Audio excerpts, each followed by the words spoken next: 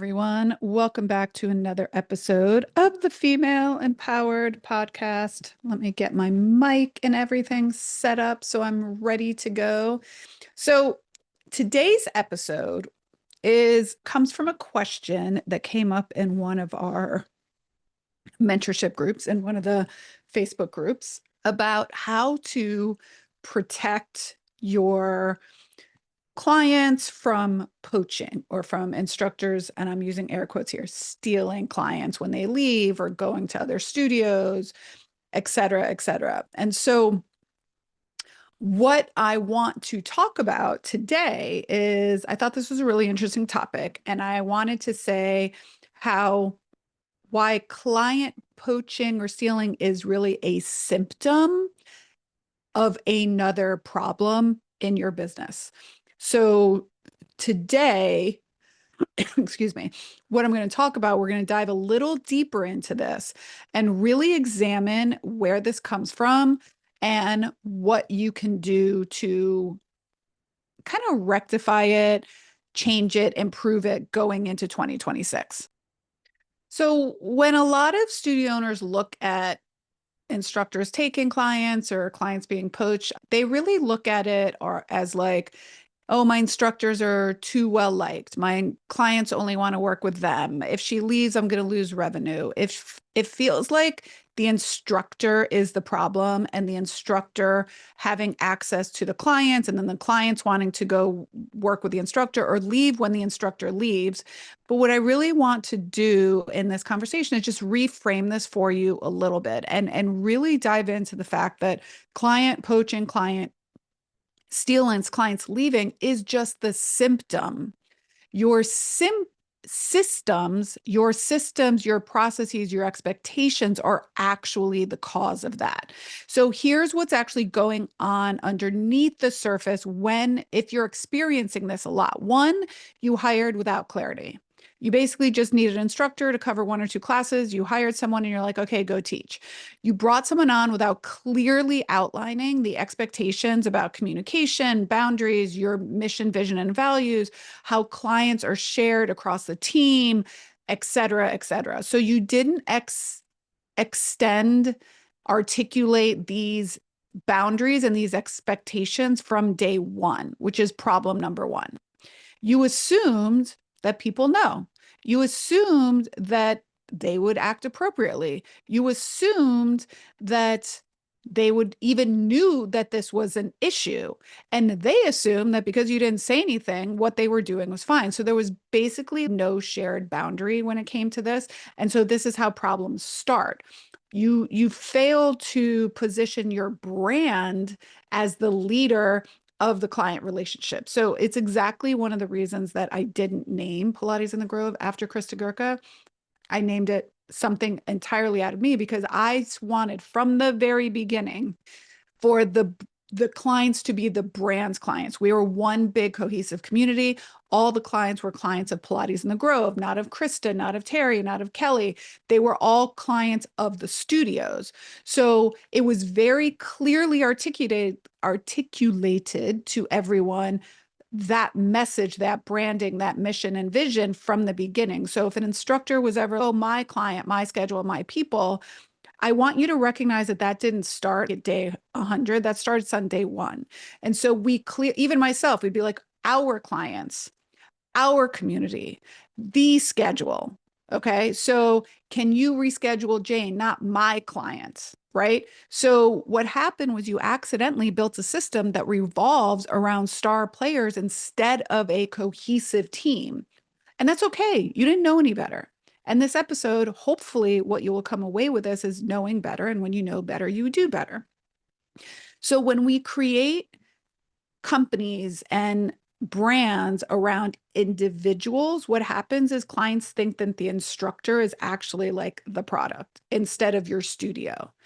So let me give you a quick example. Something that came up recently was a studio owner was panicked because an instructor had asked her clients to follow her to a new space. I am good. This instructors, two of them actually were leaving to open up their own location. And even though they had a conversation, obviously, even though the owner and the instructors had a conversation about how to roll out this narrative, people talk, and it's a very small studio, it's a very small town.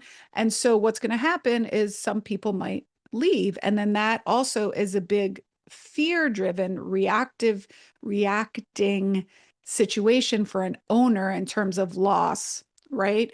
And so one of the things I want to say is you can't 100% prevent somebody from leaving. You just can't. Attrition will happen. But what you can do is create a system around what the client is bought into is the community of Pilates in the Grove, for example, not just the instructor. Okay. So when there are no boundaries set during hiring, when there's no expectations set during hiring, when none of that is articulated, then it becomes a problem later. There are no guidelines about communication, scheduling, client relationships. At this point, clients have personal text numbers, and they're talking directly with the clients, talking directly to the instructors, and it just creates a lot of it just sets you up for an issue down the road, usually. So what happens is we have to really look at the ecosystem of your business in its entirety. And when the ecosystem is unclear, then people will create their own ecosystem. They'll create their own processes. They'll create their own understanding. So it's really about examining how you talk about your culture, your expectations, and leading from the front, and learn how to build systems where loyalty is to your brand, like I said, not one individual person. So let's break down what we don't want to happen. So let's break down when this goes wrong. Again, we said weak onboarding. There's no clarity of communications. There's no expectation set. There's no explaining how the brand or the instructor client relationship works. There's no training on what language to use. There's maybe no contracts even put into place. There's no policies around boundaries. Instructors are giving their clients their personal phone numbers. Instructors are the ones that are supposed to be scheduling their clients privately, whether that be through DMs or whether that be through text. There's no team culture. Instructors don't see themselves as part of a brand. They see themselves as independent agents. And so then lastly, there might be no leadership narrative. Maybe there's no, this person's the leader, this person is setting the mission and vision, setting the brand identity. And so instructors just fill in the silence like on their own. So I've heard this before. If you don't set the culture in your company, it will be set for you. So what does it look like when you flip the conversation to a healthy ecosystem? Clear expectations when you're hiring and onboarding. So things like, here's how we build brand loyalty at Pilates in the Grove. It's not around the individual, it's around the team. Here is our mission and vision. We especially, like, one of the core values at Pilates in the Grove was we over me. So it was very much a team-oriented approach. We talked about how the clients are the studio's clients. They're not individual clients. We refer internally as a team. So you can say things like, our team will take great care of you, or I'm on vacation next week, but Sarah's going to take all of my clients. So we did that very frequently so that we understand. And one of our kind of like taglines was like, one team, one mission, one goal. Right. And so you want to have that. You want to have a team identity. You want to have a shared mission. You want to have shared expectations. You want to have shared ownership of client success. Okay. So some of the systems we implemented in the studio to make this happen was all scheduling goes through the studio. We had full-time administrators, so all scheduling goes through the studio. That way, for my instructors, I was like, your role is to come in and teach a really amazing class, and the administrators can keep track of the schedule. All communication goes through the studio. Make sure that your clients aren't texting you to cancel. They need to go through the studio directly. All payments go through the studio. All right. So those are big things. And if you're thinking, I don't have an admin person, I allow my instructors to do it, then you have to have clear expectations and clear conversations around what that actually means. Remember, leadership presence sets the tone and sets the boundaries around how your instructors will perform. It's about being consistent. It's about following through, and it's about modeling the behavior that you want to see in your team. One of the things I did all the time, and I really, really encourage owners to do this, is use brand first languaging that makes clients, again, loyalty to you as a studio or a clinic. Okay. So whether you're a pelvic health practice or a studio or a yoga studio, we as a whole team take care of our clients here. Okay. Our method works because we all teach using the same philosophy. One of the reasons it's great to have employees over contractors. Okay. I'm unable to do that time, but let me introduce you to another instructor that will be a great fit for you at that time. Right. This shifts the identity of your business from my clients to our clients. And again, this was a big thing, a we over me core value, where we really wanted our instructors leaning into how they can help each other out. We frequently subbed each other's classes. Oftentimes, when we had clients that would come 5 days a week for privates, they switched instructors. And that was a very intentional decision by me from the beginning for many reasons. But one of it was to create brand loyalty. Okay. The other thing you can do is, obviously there are contracts that you can have, but you can have non-solicitation and non-disclosure agreements, even if the person's an independent contractor. So non-solicitation actively means that someone can't technically come and take clients from your business or take vendors. But more than anything else, it's really important that you articulate why this is important. Okay. This is really important to say what your expectations are. Good, solid people, they want clarity. They need clarity. Okay. Contracts simply protect you and protect your employees from and reduce drama. They protect you from ambiguous language and he said, she said. I want you to think about things, and you can even ask your team members if they understood this from the beginning, right?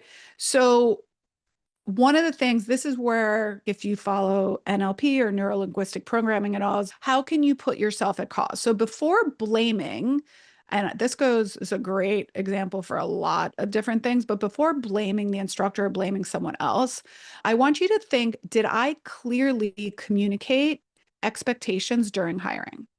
Did I train this person on our mission, vision, and values and our brand language?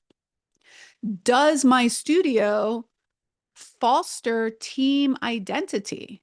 Or is it really more of around star player identity? Did I wait too long to have a hard conversation? Have I created a system where clients are naturally loyal to the studio, not necessarily to one particular instructor? And if you didn't, then maybe you got to go back and look at those systems. Maybe you have to do a better job of onboarding people. Maybe you have to do a better job about talking about these things. All right. Maybe you need to have a better checklist when you onboard. Do you have your contracts and agreements in place? Do you have your studio identity and your brand voice and your mission, vision, and values and templates ready for client communication? Are you setting up expectations around texting or reaching out to clients directly? Are you having regular check-ins with your team? Are you able to address red flags early? My big thing was always, if you think something is gray area, come to me and ask me. If you think it's a gray area, then it might be a gray area. And so why not just come to me, have a conversation, say, this is what happened. What do you think? Just put it out on the table is the best thing you can do as an instructor, as an employee. And it's the best thing you can do as an owner. If someone's, I'm not really sure, just say, come to me. I would love to discuss this with you so that we can both be clear on what the next steps are. So have that discussion with your team members, right? But it really does come down to you setting these expectations and then talking about them over and over and over and over. And I'm not joking, over and over and over and over. All right. It is really important that you stop looking at the what you're thinking is a problem is not really the problem. It's a symptom. Okay. If we equate that to movement, someone could be having pain in their back, but their symptom is really that their hip doesn't move well. And if you just massage the back, the problem's never going to go away. So if you think it's one instructor and she's a bad egg or he's a bad egg and you got rid of them, but you didn't clean up the system of properly onboarding, properly talking about building a culture, brand identity first, that issue is just going to come back in another hire and another hire and another hire. And you're just going to continue to bang your head against the wall, wondering why this is so hard or wondering why you feel everyone's trying to screw you. Well, it's not. It's just that you haven't taken the time to create the right system and process in your business. So I'd love to leave you just with poaching clients isn't really all about your instructor. Sometimes it is, sometimes it isn't. It's about the structure that you have in your business. So when you lead from a place of clarity and confidence and culture, you create a studio that no one wants to leave.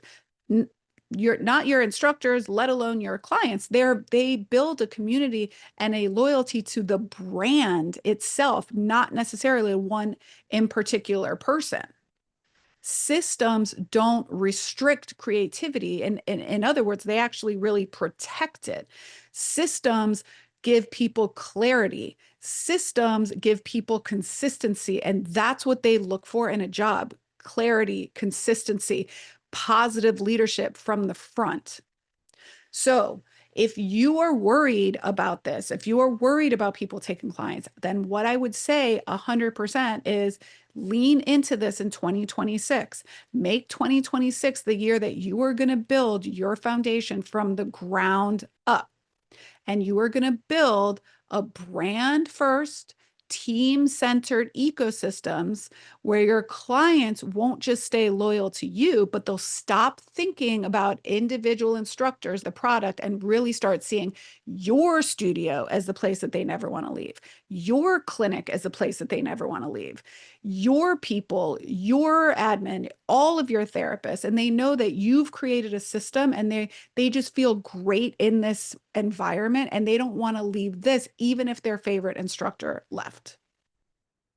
So I really, really, really want you to think about this the next time you're like, oh, someone didn't do what I wanted them to do in the business. And I don't care if this goes with them taking clients or telling them about the new studio they're going to, not covering for other people, or failing to show up on time.